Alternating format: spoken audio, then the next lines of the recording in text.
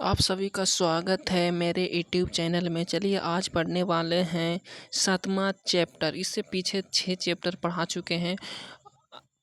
इस 7वां चैप्टर पढ़ने वाले हैं उद्विकास के बारे में पढ़ने वाले हैं। चलिए स्टार्ट करते हैं। उद्विकास क्या है?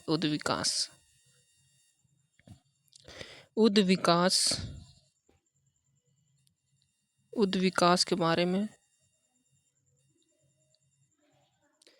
समय के साथ जीवों में होने वाले परिवर्तन, जिससे नई प्रजातियों का निर्माण होता है, उसे हम उद्विकास कहलाता है। उद्विकास के संदर्भ में कई विद्वानों ने अलग अलग सिद्धांत दिए हैं। सभी सिद्धांतों में सर्वमान्य सिद्धांत भौतिक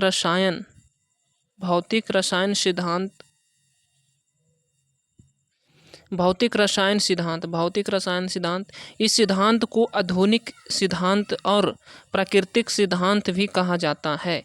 यह सिद्धांत रूस के ओपेरिन ने 1924 में तथा ब्रिटेन के हल्डेन ने 1929 ईस्वी में दिया था। इस सिद्धांत को ओपेरिन ने 1936 ईस्वी में अपनी पुस्तक जीवन की उत्पत्ति में प्रकाशित किया था। इस सिद्धांत के अनुसार सरल एवं जटिल यौगिक आपस में बार बार अभिक्रिया करके ज़्यादा अनुभार वाले यौगिक प्रोटीन, वसा, कार्बोहाइड्रेट, न्यूक्लिक अम्ल जैसे यौगिक का निर्माण करने लगे, जिससे अंततः जीव की उत्पत्ति हुई। पृथ्वी पर प्रथम जीव की शुरुआत जल में आर्की बैक्टीरिया के रूप में हुआ था। पृथ्वी पर प्रथम जीव की शुरुआत जल में आर्की बैक्टीरिया के रूप में हुआ। जिस समय पृथ्वी पर जीवन की उत्पत्ति हो रही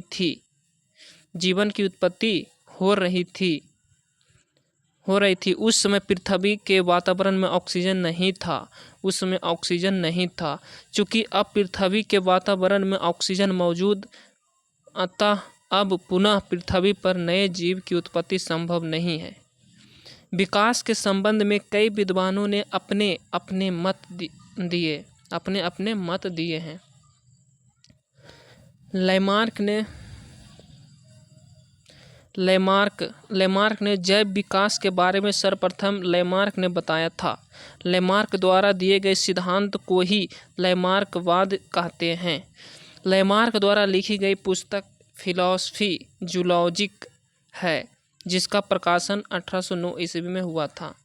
लेमार्क द्वारा लिखी गई पुस्तक फिलॉसफी जूलॉजिक है, जिसका प्रकाशन 1809 ईस्वी में हुआ था। लेमार्क द्वारा दिए गए सिद्धांत जीवों की संरचना में परिवर्तन आंतरिक बल के कारण होता है। जीवों की संरचना में परिवर्तन आंतरिक बल के कारण होता है। जीव जिस अंग का प्रयोग जितना अधिक करता है, वह अंग उतना विकसित होता है। जिस अंग का प्रयोग जितना कम होता है, वह छोटी होने लगता है और एक समय बाद लुप्त हो जाता है। इस सिद्धांत को ही प्रयोग एवं अनुप्रयोग सिद्धांत कहा जाता है। जीव जिस लक्षण को अपने जीव काल में ग्रहण करता है, उस लक्षण का हस्तांतरण अगले पीढ़ी में हो जाता है। इस सिद्धांत को उपर्जित लक्षण का वंशगति सिद्धांत कहा जाता है। लेमार्क ने अपनी बातों को प्रमाणित करने के लिए उदाहरण के रूप में जिराफ और सांप का उदाहरण दिया था। लेमार्क ने अपने बातों को प्रमाणित करने के लिए उदाहरण के रूप में जिराफ तथा सांप का प्रयोग किया था।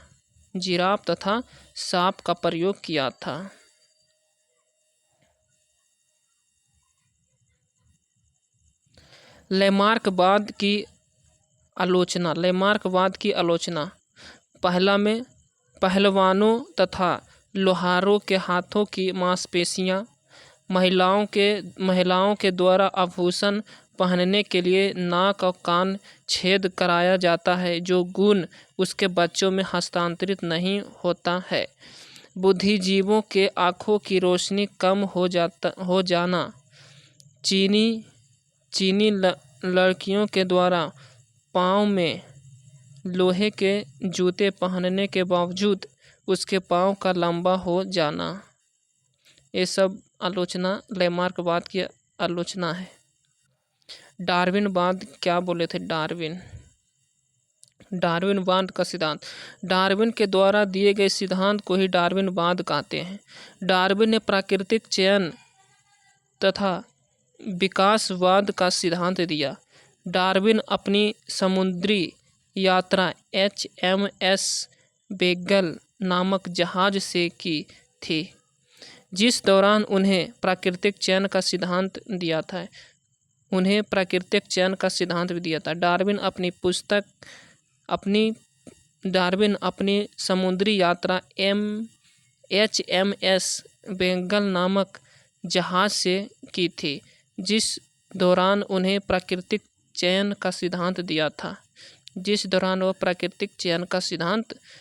था।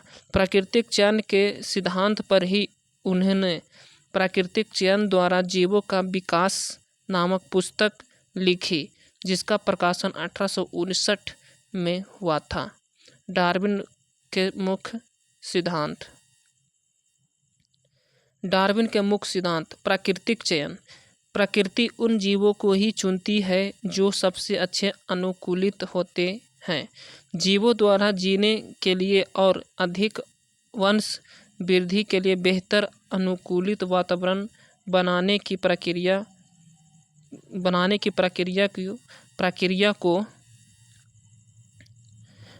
प्रक्रिया को प्राकृतिक चयन कहते हैं।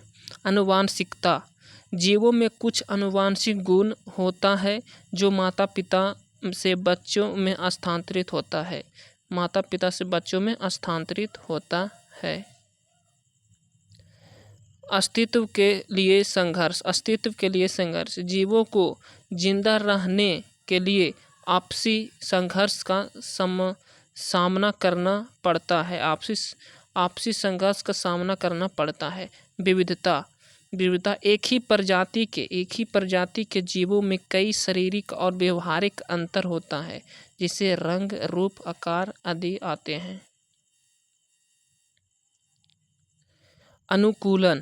अनुकूलन प्राकृतिक चयन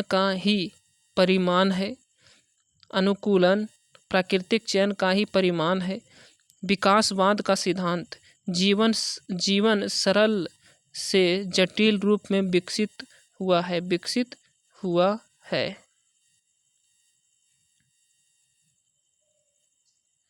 लैमार्क और डार्विन में मुख्य अंतर। लैमार्क और डार्विनवाद, यह सिद्धांत लैमार्क ने दिया था, यह सिद्धांत डार्विन ने दिया था। यह उपर्जित लक्षणों की वंशागति पर आधारित है। डार्विनवाद का सिद्धांत, यह प्राकृतिक चयन के आधार पर है। डार्विनवाद का सिद्धांत प्राकृतिक चयन के आधार पर है और लैमार्कवाद का सिद्धांत उपर्जित लक्षणों की वंशागति के सिद्धांत पर है। यह सिद्धांत अंगों के उपयोग तथा अनुउपयोग पर आधारित है।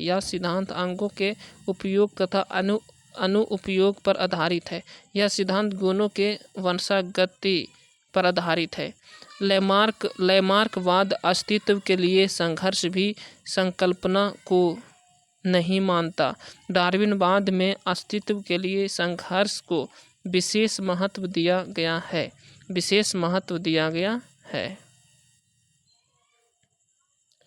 इसमें आंतरिक जीवन शक्ति की परिकल्पना को महत्व दिया गया है। यह आंतरिक जीवन शक्ति की परिकल्पना को नहीं मानता है।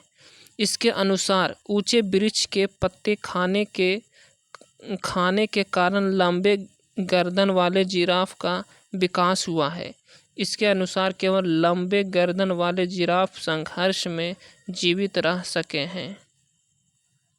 रह सके है।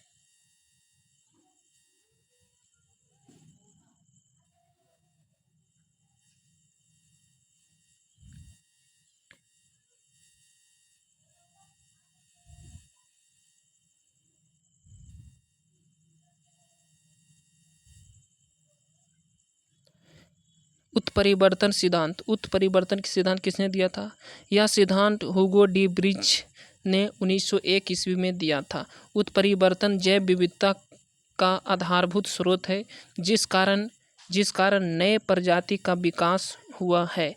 इस सिद्धांत के अनुसार जीवों का विकास अचानक से घटित वाली घटना है, जिसमें डीएनए अनुक्रम में अचानक बदलाव होता है। इस सिद्धांत को अचानक झटकेदार प्रक्रिया भी कहा जाता है। जैविक उद्विकास से संबंधित प्रमाण। जैव विकास को समझने के लिए हमारे पास निम्न साक्ष्य उपलब्ध है।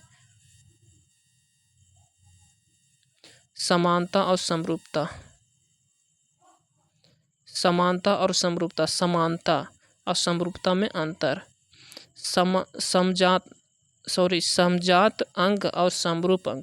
समजात अंग और समरूप अंग वैसा अंग जिसकी उत्पत्ति समान किंतु कार्य भिन्न भिन्न हो, समरूप अंग कहलाते हैं।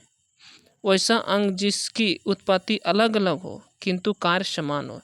समरूप में कार्य समान हो और समजात में कार्य भिन्न भिन्न हो।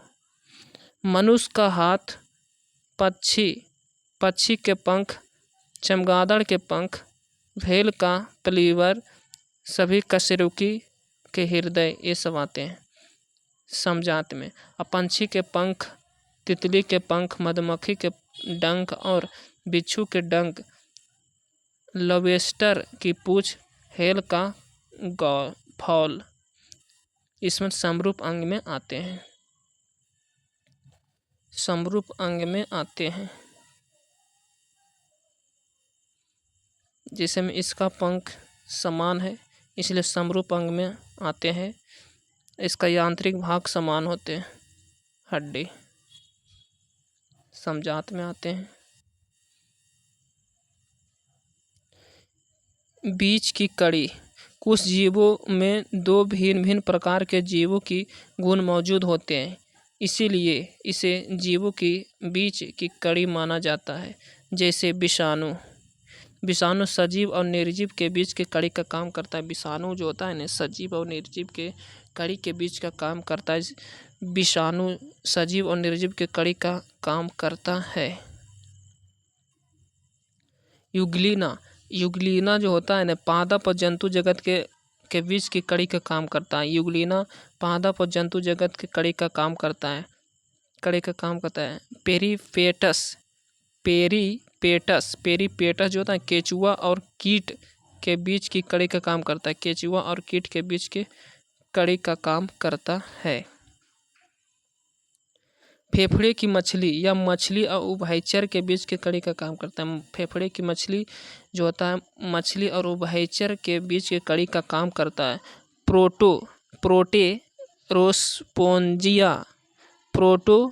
प्रोटेरोस्पोंजिया प्रोटोजुआ एवं पोरीफेरा के बीच का कड़ी का काम करता है। प्रोटोजुआ एवं पोरीफेरा के बीच का कड़ी का काम करता है।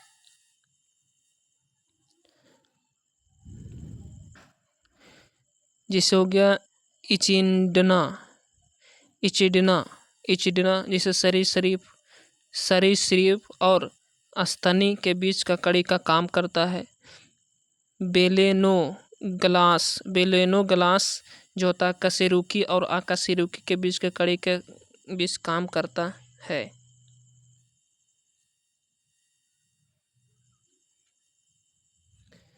आर्कियोप्टेरिक्स पंछी और सरीसृप के बीच के कड़ी और आर्कियोप्टेरिक्स जो होता है जुरासिक युग का सर्वपुरातन पंछी है। वैसा अंग जो पूर्वजों में विकसित और क्रियाशील था, परंतु वर्तमान समय में उस अंग का कोई कार्य नहीं है, अफसोसी अंग कहलाता है। जिसे कृत्रिम परिशिष्ट अफसोसी अंग है। तीसरी पलक अफसोसी अंग है। पूंछ की हड्डी अफसोसी अंग है।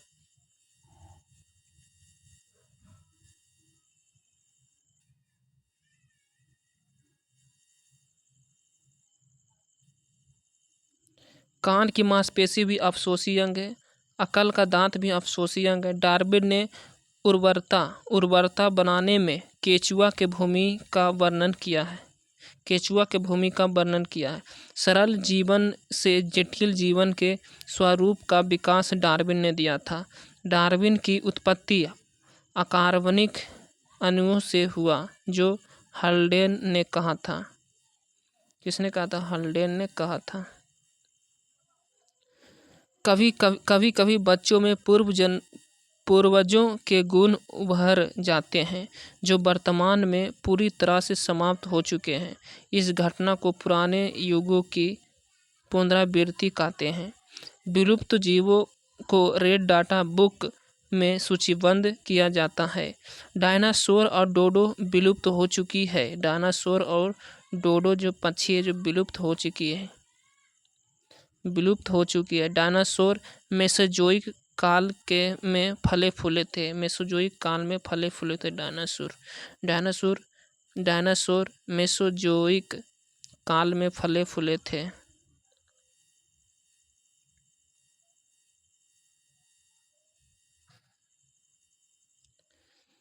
गोरैया विलुप्त प्राय प्राणी है, जो रेड डाटा बुक में सूचीबद्ध है। ब्रह्मांड की उत्पत्ति बिग बैंग सिद्धांत से हुआ है। ब्रह्मांड की उत्पत्ति बिग बैंग के सिद्धांत से हुआ है। बिग बैंग सिद्धांत लेमेंत्रे 1920 ईस्वी में दिया था। पृथ्वी का उद्गम 4.6 × 10⁻9 वर्ष पूर्व हुआ था। पृथ्वी के आंतरिक वातावरण में मुख्य रूप से मीथेन, NH3 और H2S जैसी गैसें थी। क्रो-मैग्नन आधुनिक मनुष्य होमोसैपियंस के हाल का पूर्वज है।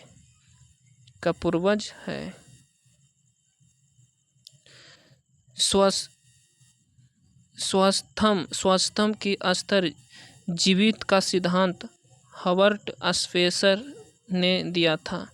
द्विखंडी विभाजन अणुओं के विभाजन द्वारा जनन करने वाले जीवधारियों में नई प्रजाति के क्रमिक विकास करने की संभावना सबसे अधिक होती है। हाल ही में 2015 में होमो नालेडी नामक जीवाश्म की खोज हुई, जिससे मानवीय विकास की जानकारी मिलती है। चलिए, चैप्टर समाप्त हुआ। अच्छा लगे तो सब्सक्राइब जरूर करिए, इससे मनोबल बढ़ता है। लाइक भी करिए और शेयर करिए, दोस्तों को जोड़िए, तो मनोबल बढ़ता है। चलिए, अगला वीडियो में मिलते हैं। जय हिंद।